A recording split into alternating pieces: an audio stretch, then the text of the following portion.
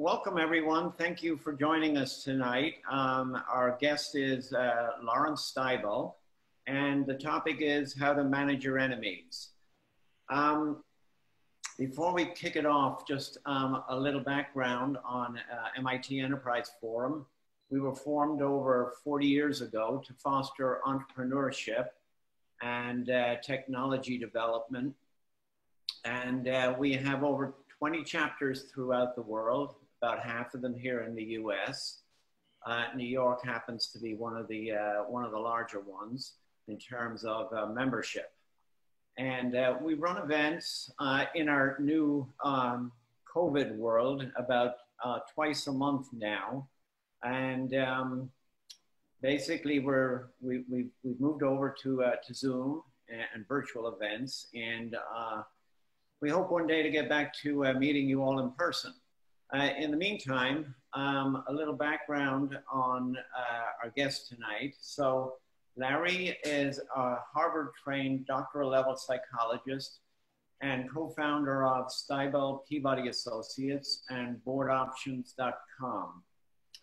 He's also executive in residence at Lexington Search Fund Capital, a private equity fund. In 2019, Marquee Who's Who Publications named Larry winner of its Albert Nelson Marquee Lifetime Achievement Award. And Larry's works on leadership have appeared in California Management Review, Harvard Business Review, and MIT Sloan Management Review. And Larry's just a great all-around guy. I've listened to many of his sessions, and I hope you enjoy what he has to tell us tonight. So with that, I'll turn it over to you, Larry. Thank you very much, Dan. I appreciate it. I'm going to show you some parts of slides, and if you would like the slides themselves, please send an email to lstybel@stybelpeabody.com on there, and I'll send it to you. We are not going to be showing you the actual video scenes that are on the PowerPoint slides, because everybody's got different speeds on their internet settings, and it's not going to work out. We tried it out. So I'm going to show you, I'm going to be talking about one scene from MASH, and rather than show you the scene, unfortunately I will describe the scene for you. But if you want to actually see that scene and any of the other scenes in this program, just send an email to lstybel@stybelpeabody.com, and I'll be glad to send you the full PowerPoint. Before, as Dan mentioned, I get involved with leadership. We do retained search for board members, CEOs, CFOs, COOs, leadership development, and executive level outplacement. Usually we work with people who want to network at board of director levels. So that's what my company, Stybel Peabody, does. One of the things I am telling my client companies is to read a book called The End of Epidemics. And let me tell you why I'm recommending you read that book, The End of Epidemics. I tell my clients, I think at this stage of COVID-19, it's important to put together two sets of strategic plans. One set of plans assumes that COVID-19 is a once-in-a-100-year situation, much like Superstorm Sandy was for New York City, much like the Spanish flu was to the United States. But there's a second scene, a second scenario, and that scenario is COVID-19 was the second pandemic to strike the world, and it is the first, and there's more to come. That scenario then puts us in a situation like southern Florida with hurricanes. You don't know when the hurricanes are going to come, you just know they will come. Northern California, you don't know when the fires are going to come, you just know they will come. I think it's important to have two scenarios, and The End of Epidemics makes the case for scenario number two. It was written by Jonathan Quick and Bronwyn Fryer. Jonathan Quick is President, Chief Executive Officer of Management Science for Health. His area of expertise is global health security. He was previously Director of Essential Drugs and Medicines at the World Health Organization. He's on the faculty of the Harvard Medical School. Bronwyn Fryer is former senior editor for Harvard Business Review.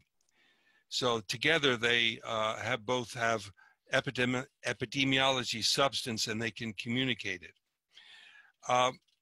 The book is called The End of Epidemics by Jonathan Quick, Q-U-I-C-K, and Bronwyn Fryer. What makes this book so compelling is it was written in 2016. It was published in 2018. The word COVID does not appear in the book at all. The book makes the case that the end of epidemics means the beginning of the era of pandemics. So it's not a happy title. And they make the case that SARS was the first pandemic, and there will be more to follow. And the book describes why there will be more to follow and what needs to be done by the world community to deal with this, because it's a world issue rather than a national issue. So I recommend that you read that book and discuss it with your colleagues, because I don't see enough of a discussion about that in political circles or business circles today. What are the situations that we are approaching in this period of time? One thing that we're dealing with is work can be life-threatening. Every time you ask an employee to show up for work, it could affect their lives. It could affect the lives of their parents, their children.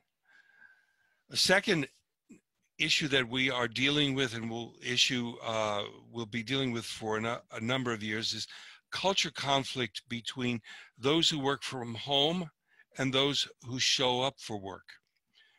It's going to be a multi-layer conflict. On one hand, you've got those who show up for work often are the lower paid workers, lower educated workers who are working in retail and hospitality and healthcare. And the ones who are staying at home are the higher educated knowledge workers. On the other hand, there'll be another layer of culture conflict. The people that are showing up for work are more into the grapevine than the people who are showing up at home. So they may have better career prospects. So it's going to be a multi-layer culture conflict. Second culture conflict that we're going to see, we're going to be seeing and are seeing massive consolidation of industries. And so what's going to happen as companies suddenly are acquired and industries consolidated? We are going to see inevitable culture conflicts between the companies that were acquired and the ones doing the acquiring.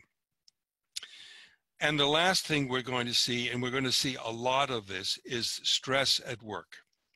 I don't know a client of mine that is overstaffed, and most of my client companies are understaffed right now because they just can't depend on it's hard to make plans for the future. So they're being conservative and they're trying to understaff. That means those who remain are stressed because they're doing too much work. So that's kind of the culture conflicts that I see coming up in the work situation.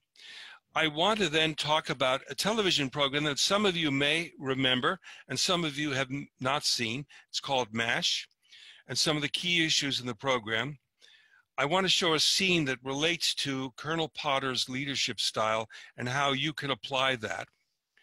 And then I want to show you how Colonel Potter transforms an adversary into an adversary chum. And then we'll have lots of time to discuss. The rules are that if you have questions, concerns, comments, reactions during this presentation, please write it down in the comments section. In your program, you can write comments. Dan is going to be monitoring those comments, and then during the program, Dan will interrupt me for questions and comments. We won't save it to the end. We'll just do it as an ongoing part of the program. This is the cast of a television show called MASH.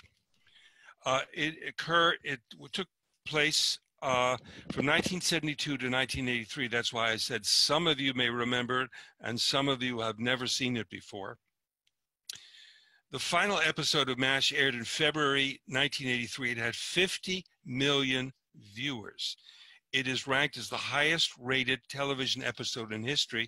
And because of what's been going on in television and the fractionalization of television, it's likely to be the highest rated television episode of all times on television.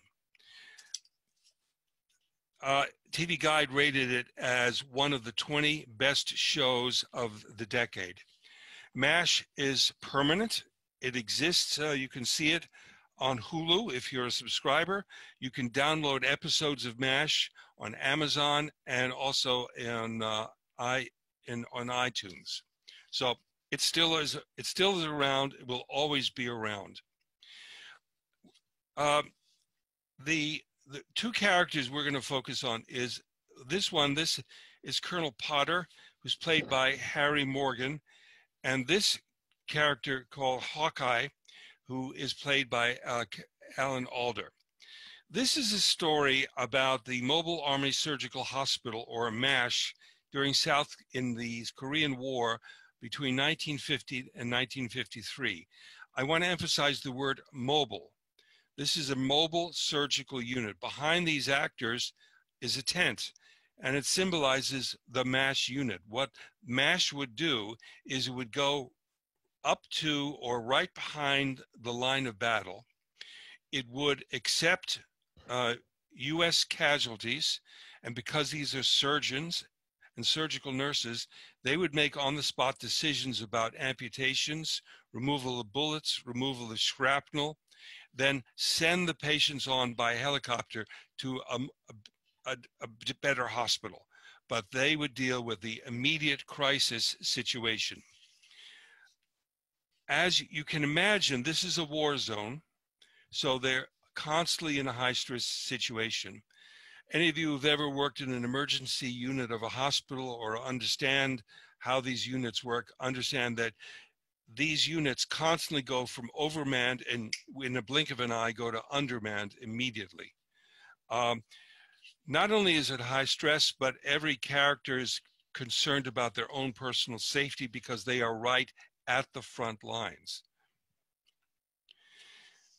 This picture conveys the culture conflict, one of the culture conflicts of the show.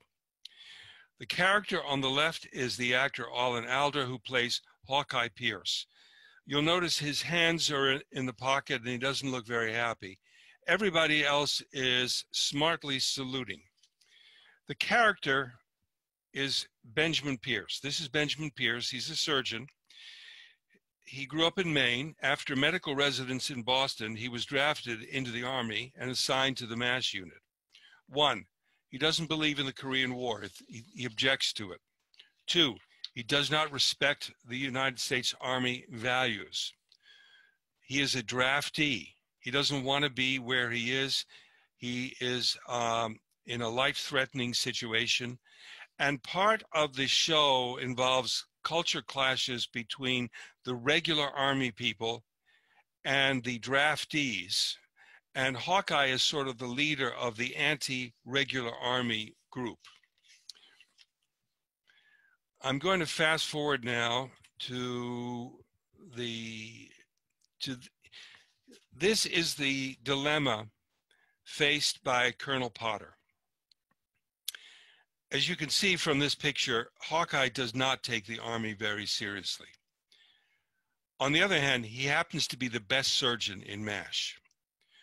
Colonel Potter, on the other hand, represents the regular Army values. His mission is, how do I turn this adversary into a chum? That's the problem that Colonel Potter faces and what we're going to be talking about today. But before we do, let me give you a little background. I do a lot of work with technology companies. I do a lot of work in healthcare. And one of the things I have noticed is what I call the knowledge worker paradox. And the knowledge worker paradox goes something like this. You have these incredibly well-trained technical people who spend their lives diagnosing problems within their narrow technical areas of expertise. But they have no common language to describe relationships at work. Now, this is not a problem if you're dealing with an individual contributor. On the other hand, for most of my client companies, that doesn't happen anymore. Work is done in teams. And so when you have a very smart knowledge worker who's misdiagnosing a relationship, all sorts of bad things can happen. And I call this the knowledge worker paradox. So what we've been trying to do with our clients is to create a diagnostic framework and train everybody in the company on the diagnostic framework so everybody is using the same language. So I'm going to quickly teach you the diagnostic framework. There is a continuum or an axis called unconditional relationships. And on one end of the axis would be friends, and on the other end of the axis would be enemies. The important thing about this axis is it's unconditional. It doesn't matter what you do. You have a friend or you have an enemy. Let's talk about friends first. President Truman once said, if you want a friend, get a dog. And I think he was probably right. It's very difficult, and it should not be the case that you have friends at work. And the reason why is a true friend is an unconditional relationship. It doesn't matter what you do, it doesn't matter what you say, it doesn't matter how much in touch you are or how little in touch you are. That person is your friend and will be with you and stick with you. I've got a friend from high school, and I knew that if I was in trouble, I could call on him, and he knows if he was in trouble, he could call on me. How many of you truly have a friend like that? Raise your hand. Okay. You should not have them at work because it's an unconditional relationship. No matter what the person does, you will stick by them. On the other hand, there's the role of enemies. And an enemy is someone who hates your guts. They will not be satisfied until you're dead, or at the very least fired from the organization. And they're going to do whatever they can possibly do to make that happen. I find in business, if you really think about it, I can think of one enemy I had in my career, but the rest would not be enemies in the sense of unconditional hatred. How many have ever had an enemy at work? I mean, truly an enemy. Okay. Now, this is the next axis, and that's conditional relationships. And again, we have a spectrum. On one end, we have adversaries. On the other hand, we have allies. And this continuum is a constantly fluctuating continuum. To give you kind of a political perspective, we are enemies with Al-Qaeda. There's nothing that Al-Qaeda can do at this point. There's nothing that we can do that's going to change the relationship. We want their destruction. They want our destruction. They are our enemies, period. Adversaries and allies are a more complicated relationship, such as the United States with France. On some issues, we are aligned. On some issues, we are not aligned. It used to be in China, it was the same thing. On some issues, we were adversaries. On some issues, we were allies. It was a complicated relationship. Slowly, we are turning this into more a enemy relationship, which is not going to be very good. But an adversary ally is someone who is with you on certain situations because it's in their interest, and they can be allies with you on some situations, adversaries in other situations. Now, a chum is not a friend. A chum is an adversary or an ally with benefits. I call that an adversary and ally you actually love to be with. And that's what I find is the critical art is chumship. The critical problem that I see is people misdiagnose relationships. I thought Dan was my friend. Dan then does something that is not in my best interests. Because I diagnosed him as a friend, I then emotionally say, Dan betrayed me. Once I feel Dan betrayed me, if he's not my friend, what is he? He is my enemy. Once Dan is my enemy, then only his getting him out of the organization will do. On the other hand, if I identified Dan as my ally adversary, if Dan is doing something that benefits me and benefits him, fine, I understand. If Dan then turns on me and opposes me in a particular area because it's in his interest, I do not feel betrayed. That's what allies and adversaries do. They support each other or they're hostile to each other depending on the situation. Any questions, comments about that? Dan, any questions or comments about that? No, we're good so far, Okay. Larry. All right. So let me talk about a master chum person, and that was Ronald Reagan. Ronald Reagan was Republican president of the United States and conservative. Tip O'Neill was a Democratic congressman from Massachusetts and the Speaker of the House of Representatives and liberal. Ronald Reagan was the master of chumship. Publicly, during the day, Ronald Reagan and Tip O'Neill took adversarial positions against each other's policies all the time. Privately, they loved each other's company. Ronald Reagan never had an enemy. He had adversaries. He never had an enemy. What Ronald Reagan would do is he would invite Tip O'Neill to have dinner with him and Nancy at the private quarters of the White House, not the main office of the President of the United States, the Oval Office, but no, in the private quarters, just him and Nancy. And that established a positive, warm relationship, even though they were adversaries.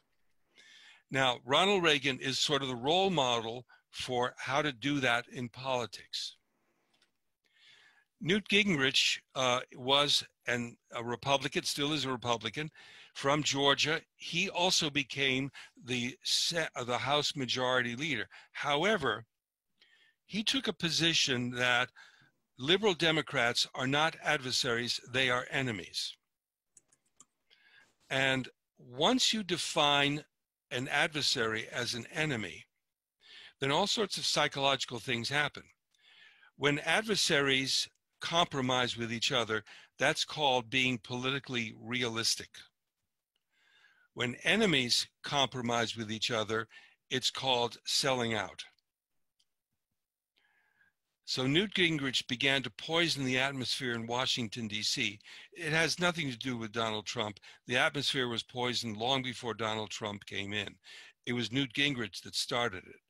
And he created this enemy relationship. And we're still suffering the consequences of that to this day. Now, this is the scene. I'm going to describe the scene for you, and then I'm going to show you what Colonel Potter does to turn an adversary into a chum. The important thing here is Potter defines Hawkeye as not an enemy, but as an adversary. Second, they meet in a courtyard. Now, in the scene that's in here, since all the offices and operating rooms are in tents, the courtyard is outside the tent of an operating room. And you see that the tent is behind them and there are people walking back and forth and they're on a bench. So this is called a courtyard. In other words, Colonel Potter's not summoning Hawkeye to his office or his space. He's not asking Hawkeye to meet in his space. They are meeting in a courtyard. Now, courtyards are very important for the development of chumships. The most important courtyard that I know is called a golf course. I remember my daughter went to Stanford Business School. She was so upset that golf was a required course for the MBA students. And I laughed and I said, it should be a required course for all MBA students, because golf is the courtyard of American business. It's a time when you get people away from the business office and you're sitting in a cart and you're walking around and you got lots of time to talk and chat. So golf is the ultimate courtyard. Another courtyard is restaurants, and maybe one day we'll come back to restaurants again. You can certainly meet people in restaurants on an open air platform. You could do wine tastings. That's another courtyard. If somebody likes sports, you can go out to a game. A lot of people who do sales are bringing some of their best customers to sports games. This is pre-COVID, obviously. But a courtyard is a place that's neutral. Not my place, not your place, a neutral place. One of the things that happens is in the scene, Colonel Potter's sitting down, Hawkeye's sitting next to them. They're exhausted and they're tired. Colonel Potter takes his glasses off, looks at Hawkeye and said, "You know, you're a damn good surgeon." And if you watch episodes of MASH with Colonel Potter, you will see he often is using, "I really appreciate you do this. You're doing this. I am grateful that you did that. You are a fine surgeon. You really did a great job here." Colonel Potter uses appreciation very liberally. And one of the messages I want to leave you with is, we know that viruses are contagious, and we're currently dealing with the consequences of that. But emotions are contagious too. If your spouse is having a bad day, you will probably have a bad day. Your spouse is having a good day, you'll probably have a good day, because emotions are contagious. There's a lot of research showing that emotions are contagious. And in the MASH show, if you watch Colonel Potter, he is always talking, "I appreciate you doing this. I appreciate you doing that. You're really good at this." And again, Potter is really good at that, and the scene shows you that. The next, Potter then says to Hawkeye, "You're from Maine, aren't you?" Hawkeye said, "Yeah." "You do any fishing?" And then Hawkeye starts talking about some of the fishing that he does. Potter then says, "Well, I like to fish too. Maybe we could go fishing together." And Hawkeye says, "But I didn't bring my fishing equipment." And Potter says, "Oh, I didn't bring my fishing equipment either. Why don't we make it up and we'll figure it out as we go along?" And so that's the end of the scene. Very simple. Again, the art of chumship has 4 elements. 1, meet in a courtyard. And that is a neutral spot. Again, it could be a restaurant. It could be a walk in the park. It could be a golf course. It could be wine tasting. It could be theater. It could be sports. Express appreciation for what the person is doing. Focus on some sort of common ground outside of work. In the case of this scene, it happens to be fishing. Sometimes it might be golfing. Sometimes it might be football. Just find something that you guys have something in common with. The interesting thing about the MASH show is that Colonel Potter in this scene says to Hawkeye, "Well, I'm a fisherman. I like to fish." But there's no evidence in the rest of the series that Potter actually likes to fish. I think he just said that to establish a relationship with Hawkeye. Let me stop at this point. Any questions on this? These are the 4 steps if you have diagnosed the relationship as a chum and you want to turn the chum in, if you've diagnosed the relationship as an adversary or an ally and you want to turn the adversary or ally into a chum, you do this. On the other hand, if you've diagnosed the relationship as an enemy, there's really nothing you can do using our framework. The person wants you gone. There's nothing you can do. let me stop at this point. Any questions, comments, concerns? Yeah, Larry, I had a question on, Yeah. so I play golf, and what about somebody though that, let's say, is not that good at a sport, and you find, you know, that the person you want to meet in the courtyard, so to speak, that's what they love to do, and or you know, maybe it's tennis or something that, Yeah. that I don't do at all. So to what extent do you try to extend yourself there? Well, I think that's a great question. I will give you an example. I was trying to develop a chumship relationship with somebody that was important for me, and he likes to play tennis. He happens to be very good at tennis. I am not very good at tennis. And I said, look, if you want to play tennis, I would be delighted to play tennis with you. I think it'd be good exercise for both of us. But I'm not really good. And if you want to keep score, you're going to be very disappointed and frustrated with me. And he laughed and he said, look, at this stage of my life, I want the exercise. I want the exercise, and I also want the companionship. I don't care if we keep score. So we would play tennis and we would not keep score. But Dan, if you are competitive and the other person is not competitive, then say, let's not play a game of tennis. Let's just hit some balls for nine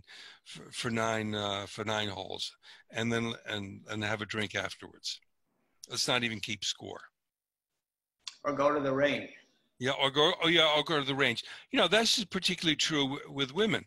You know, women may want to go to the range, they may want to hit the golf, but they don't want to get into a competitive situation where you're keeping score and you're a better hitter than they are. And then that defeats the whole chumship purpose. So you might say, look, how about we hit 9 holes just for practice and just for fun, and we're not going to keep score, and then afterwards we'll have a drink. Got it. Yeah. Keep it. The idea is keep it light. Right. Right. Fair enough. Any other questions? I'm not seeing any on the chat yet. So again, okay, everyone feel free, if you have questions as we go along, to put them in the chat line. This, again, we can't watch this, but there's a lovely final episode where Hawkeye that goes up to Colonel Potter, and Colonel Potter is retiring, and he says to Colonel Potter, I wanted to give you something. It's not much, but it's from the heart. And the last scene in the show is Colonel Potter watching Hawkeye salute him. And that's how the entire series ends. And again, so Colonel Potter had turned Hawkeye into a chum.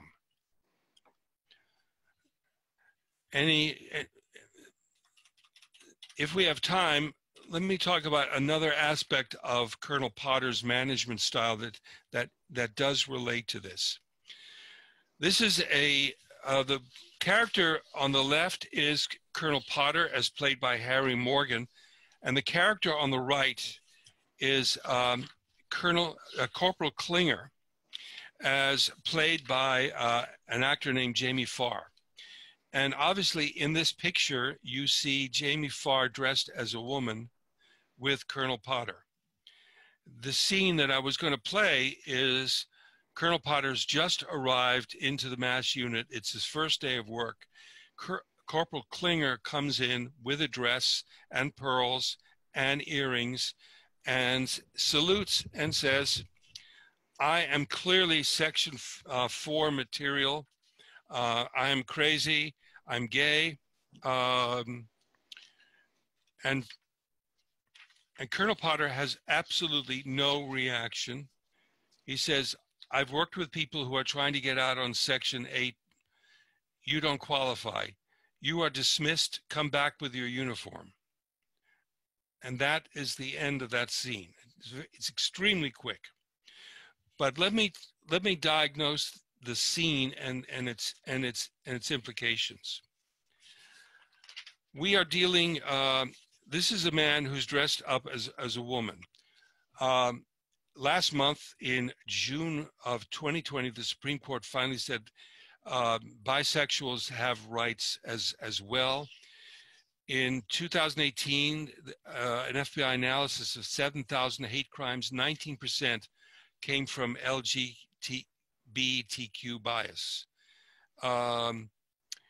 In 2016, 49 people were killed when a guy opened fire in an Orlando gay nightclub. In 2014, an openly gay rapper was attacked in New York City's subway. In 2013, a 32-year-old gay man was shot to death as he walked the streets in Greenwich Village. This is recent stuff. But MASH is 1952. What was it like in 1952? This is the Army. This is a very masculine culture. Of those of you old enough to remember, it was called This Man's Army. Anybody in the Army who would be dressed as a woman is likely to be beaten up by other soldiers. This is really not a very cool thing to do. The other thing is that Corporal Klinger is asking for Section 8, which is a discharge from the Army on the grounds of unfitness, which means it's going to be very hard for him to get a job afterwards. So it's a wartime situation. This guy's dressed up as a woman. He's asking for a Section 8 discharge. And what is Colonel Potter's reaction? He simply says, I know the statute. You don't qualify. You're dismissed. Come back with a regular Army uniform. What he doesn't do is he doesn't play psychologist. He observes the behavior, which is the dress is on. He goes to the regulations and says, the regulations, you don't qualify under the regulations. Get out of here, come back with a uniform. He doesn't call him a faggot. He could. He doesn't call him a fairy, doesn't call him queer. He doesn't call him a coward either. He simply says, get out of that dress and come back with a regular uniform. He doesn't play psychologist. One of the things, if you want to manage your adversaries, don't play psychologists. You don't play lawyer in real life. If you want to diagnose if something is illegal or illegal, you ask a lawyer. Don't play psychologist. Don't call somebody a faggot, a fairy. Again, think about the kinds of things that Donald Trump does. I'm using him simply because he's a very dramatic example. He will call lying Ted. Then he'll call criminal Hillary. He's always using personality attributions against people. That's not the way you work with them. What Colonel Potter does, he doesn't do personality at all, never describes personality, just focuses on behavior and focuses on regulations. That's a second message that I want to leave if you want to manage people. Larry, Yep. We have a couple of questions. Yep. Okay, how do you work on Chumship if you are distance in relationship and you never see people except via phone or video? Okay, yeah, that's a great question. Obviously, way back in the old days, I'm talking about February 2020, the best way to develop Chumship is a personal relationship in the courtyard.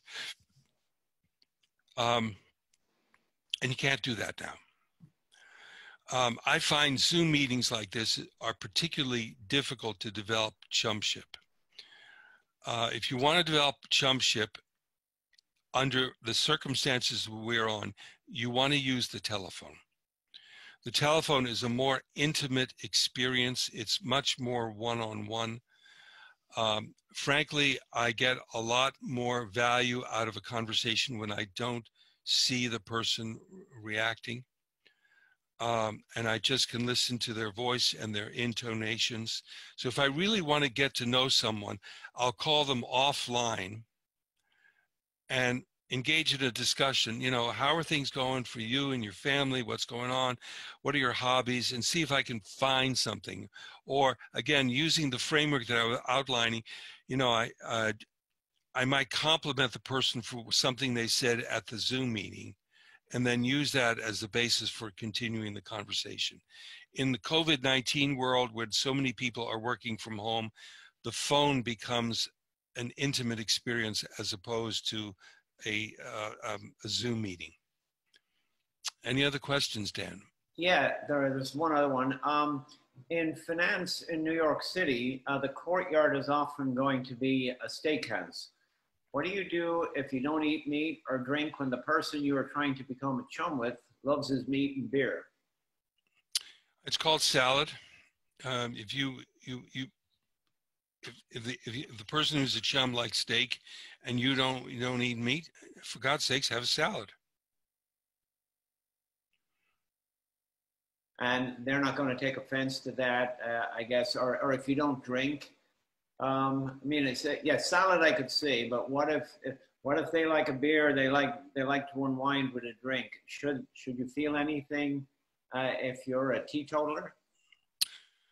I find that teetotalers are more concerned about this than the drinkers. If somebody wants a drink, they'll have a drink. If you don't want to drink, if you want to drink tea or coffee or a water, that's fine. What I think you can overanalyze the situation. The idea is to be comfortable with each other. And if you're going to be more comfortable with a glass of water and a Caesar salad, and I'm going to be more comfortable with a beer and a steak, we can both be happy. Yeah, and I'm not trying to read too much into the question here, but is there any reason that you should feel that could be perceived as a slight against the drinker? That if you're going out with somebody that you're trying to close a deal with and they drink, you know, should you feel that if you don't drink, should you feel that they may think less of you if you're not one of the guys, for example? I think it all depends on how you phrase your not drinking. I think it's if you're concerned that the other person is going to feel that you are looking down on them because they are drinking and you're choosing not to, you can always make a joke out of it. You know, for example, I'm sticking with water because, you know, once I get started on drinking, I don't know when to stop. Ha ha, fine, end of discussion. Yeah, makes sense. We have a couple more coming in. Okay. What if the enemy treats the relationship so that it feels on the surface like a chum, friendly on the surface, so to speak, but in reality is an unconditional enemy? If an unconditional relationship is with someone that has more power in the organization and makes daily life unbearable, is there anything to do but leave the company? Is there any power dynamic that can be used to subvert the enemy? Again, under the terms of our framework, you have two axes. One is a conditional relationship, which by definition is I may be an adversary with you on issue number one, but I'll be a colleague and a chum with you on issue number two. So by definition, if you're on that axis, it goes back and forth depending on the issue. On the other hand, if we're dealing with friend/enemy axis, an enemy is going to be oppose you no matter what you do on a consistent basis. It's going to be hard to turn that person into a chum. It could be that maybe the person is an enemy and for political reasons wants to pretend they're your friend, but you'll be able to see through that because there's nothing that you do that makes it worthwhile. On the other hand, you might have misdiagnosed the situation and you think it's an enemy. Turns out it's an adversary-ally relationship. Let me just give you a really specific example. I was working with it was actually MIT, and I was in a situation where there was a tenured professor who was so powerful there was a laboratory named after him, and he had doctoral students from around the world coming to study under him, and he was principal on a number of U.S. grants of multi-million dollars. So this guy has enormous power. He had identified the chairman of the department as an quote-unquote enemy, and had created such an adversarial relationship within the department that the culture of the department was affected. So, for example, graduate students and young faculty looking for tenure had to either side with the chairman or they had to decide with his professor. You couldn't do both. And it was creating just students who were working on their PhDs had to side with the chairman or had to go with the professor. I then worked with the chairman and the professor separately on our diagnostic situation. And they agreed that that diagnostic framework made sense. And I knew that the professor was concerned with the lack of females in science roles and had a plan for getting more female doctoral students at MIT in this particular area of science. I went to the chairman of the department and floated the plan behind the scenes. And the chairman said, I think that's a good plan. I think the professor's right. We need more women in science, and his idea is a good idea. I then went back to the professor and I said, let's test this out. If the chairman is an enemy, the way you have defined an enemy, he will oppose the plan simply because you proposed it. He doesn't want you to get credit for anything. If, on the other hand, he is an adversary, he may actually approve the plan and support the plan, and then he's not an enemy, but he's an adversary ally. So at a faculty meeting, the professor gets up, proposes this plan. The chairman says, I think it's a good idea. I'll be willing to work with you on it. It's a great idea. And that changed the relationship between the two. We did an empirical test about whether or not the chairman was an enemy or an adversary ally. Turned out he was an adversary ally. Very good. Sounded like a good true test. Couple more questions. Any thoughts on repurposing Chumship in an interview environment in order to turn it from the usual adversarial situation? I'm not sure what you mean by interview environment. Could be, are you talking about a job? I think it means if you're interviewing for a job or you're interviewing a potential candidate for a job, if you're the interviewer, whether you're the interviewer or the interviewee. I think the issue of Chumship is part of, it's an ally or adversary with benefits.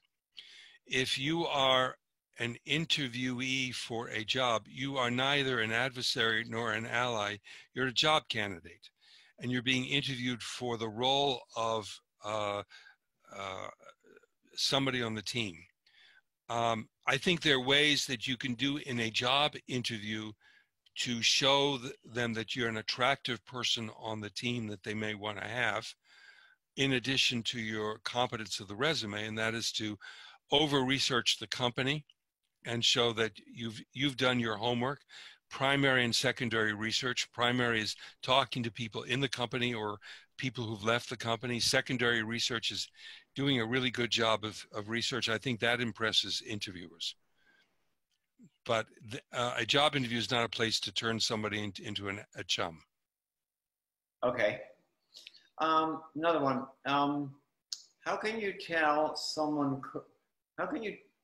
whether someone could be an adversary rather than an enemy? I think it's consistency.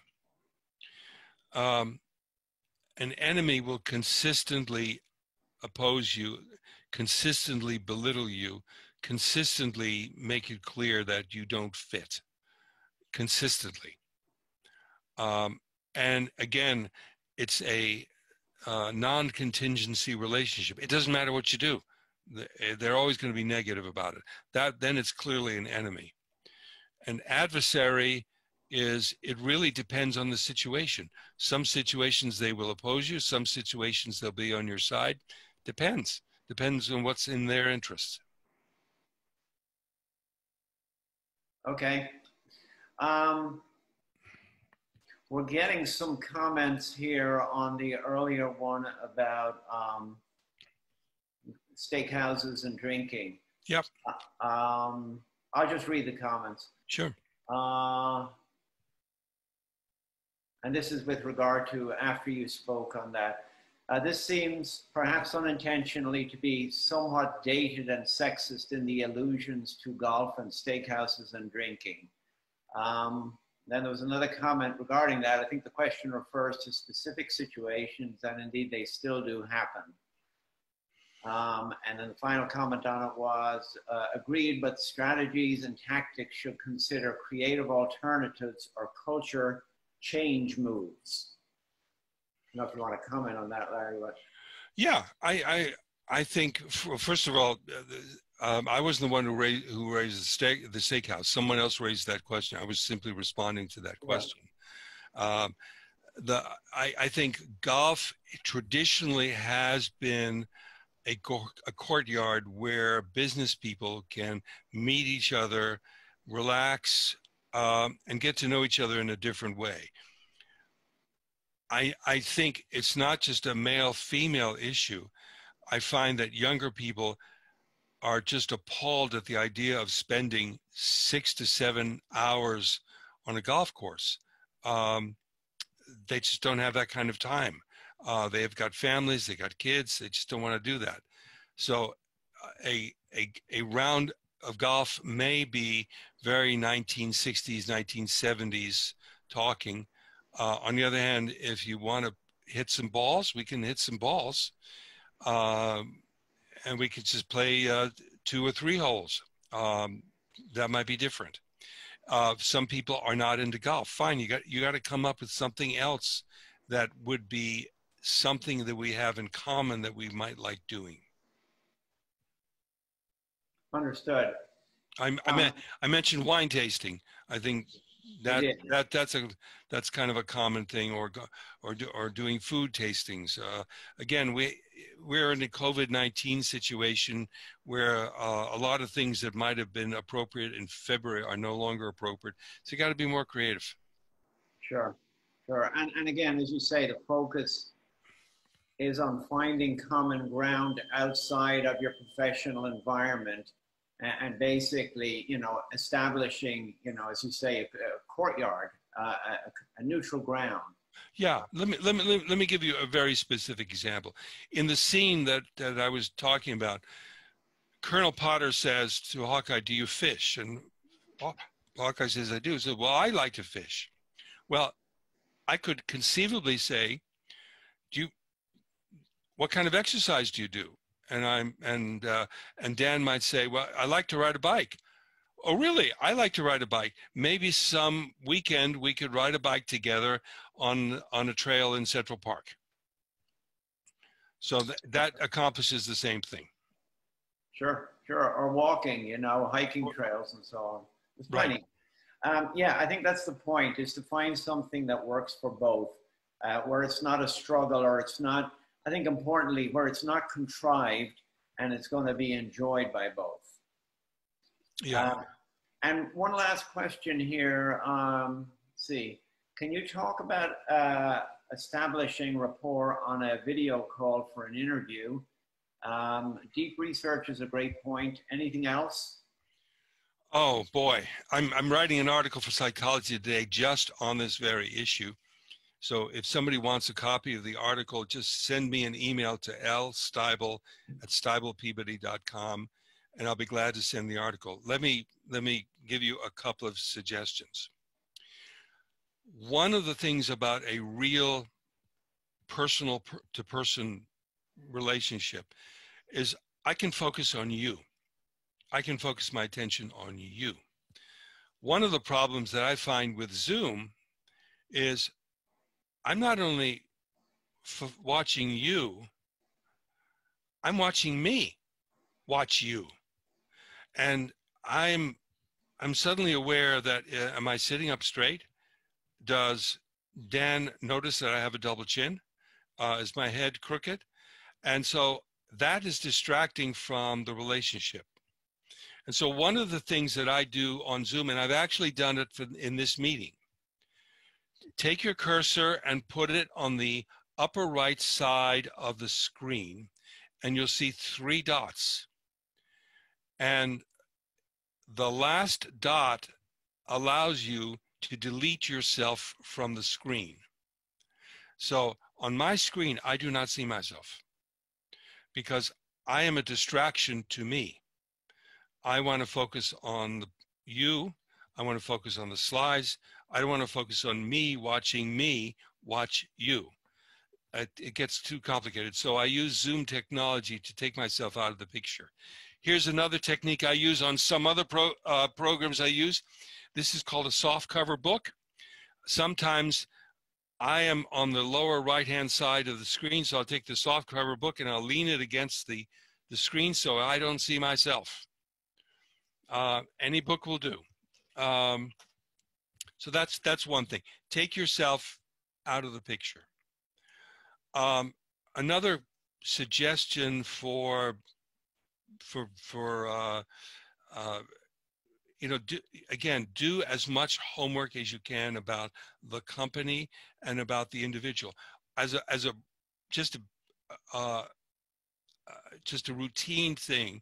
If I'm having a meeting with Dan O'Sullivan, I will go to news.google.com and I'll type in Dan O'Sullivan's name. Now, Dan O'Sullivan's a fairly common name, and I'll get a lot of stories about Irish people. But you know, if I see something that looks like, oh, Dan got an award on this, or he's on the board of that, I can bring that into the discussion as well. I think it's also extremely important if you are in a Zoom meeting where you are one of several people, that if you want to make an impression, it's important that you say something at the meeting. You speak up, because in a real meeting with interpersonally, I can look around the room as the leader, and I'm sensitive who's talking, but I'm also sensitive to who's being quiet. And so I might say, Dan, we haven't heard anything from you. What do you think, Dan? And so I'm encouraging Dan to speak up. In Zoom, it doesn't work that way. If Dan is quiet, I probably won't notice Dan. I'll just notice the people who are speaking. So if Dan wants to make an impact, it's important for Dan to speak up. A final technique. And again, I'm a psychologist, so this is you won't be surprised about this. If you're trying to make a positive impression in an interview, particularly a job interview, one of the most important things that you can do is paraphrase. Let me put in my own words what Dan just said. Dan is saying this. Is that correct, Dan? That allows for an engagement. It also gives a cue to Dan that I take you seriously enough. I want to repeat what you just said in my words to make sure that we're on the same track. So it gives validation to Dan, makes Dan feel better, and also makes him aware that I think that what he said is important. So it's a very powerful technique you can use in interviews, because all of us have experience working with people who nod their heads, say yes, but they're really not listening.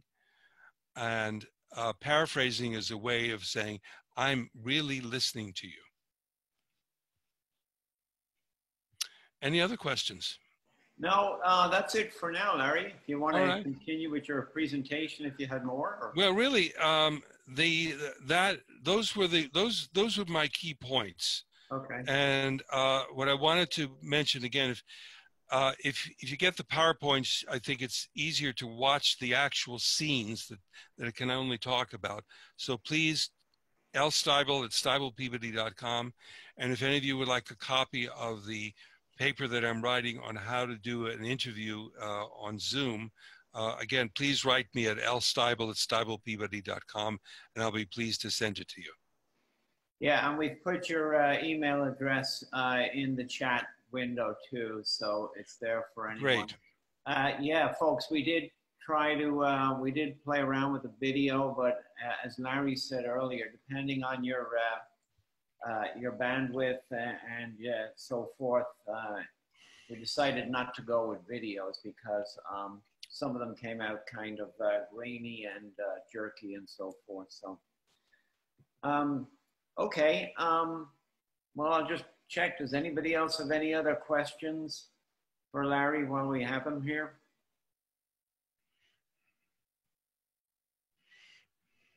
I think we've gotten a lot of good questions in, and I think you've made some great points, Larry. I think this is the kind of session where, you know, it's there are a lot of delicate questions, I guess, and you know, most of our audience, you know, we're in technology or business, and you know, certain areas are clear cut. But when it comes to the interpersonal, delicate questions, it's great to have, you know, some feedback from an acknowledged expert in that field. So I learned a lot. Thank you. Okay, folks. Well, with that, I guess we'll wrap up. Just checking to see there's no more questions we have here. Appreciate everybody spending some time with us. And again, thanks, Larry. I think you did a great job. And folks, be sure to reach out to Larry again if you want a copy of the deck with the movie links. We'll sign off with that. Thanks, everyone. Take care. Thank you very much. Thanks. Bye-bye.